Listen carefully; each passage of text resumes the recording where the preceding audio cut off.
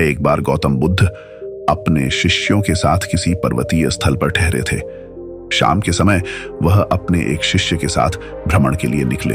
दोनों प्रकृति के मोहक दृश्य का आनंद ले रहे थे। एक विशाल और मजबूत चट्टान को देखकर शिष्य के भीतर उत्सुकता जगी।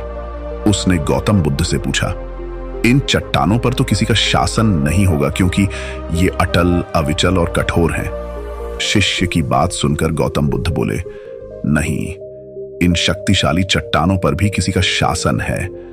लोहे के दृढ़ प्रहार से इन चट्टानों के भी टुकड़े टुकड़े हो जाते हैं। इस पर शिष्य और भी ज्यादा उत्सुक हो गया। अब वह जानना चाहता था कि सबसे शक्तिशाली क्या है। इसीलिए वह बोला, तब तो लोहा सर्वशक्तिशाली हुआ। बुद्ध मुस्कुराए और बोले, नहीं, अग्नि अपने ताप से लोहे का रूप परिवर्तित कर सकती है। धैर्यपूर्वक सुन रहा शिष्य बोला, इसका मतलब अग्नि सबसे शक्तिवान है क्योंकि वह लोहे जैसी कठोर वस्तु का भी रूप बदलने की शक्ति रखती है।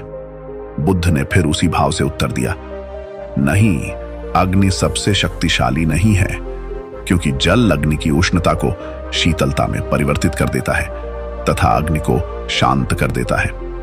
शिष्य कुछ सोचने लग गया। गौतम बुद्ध समझ गए थे कि उसकी जिज्ञासा अब भी पूरी तरह शांत नहीं है। शिष्य ने फिर सवाल किया, इसका अर्थ है कि जल सबसे शक्तिशाली है। यदि ऐसा नहीं है तो आखिर जल पर किसका शासन है?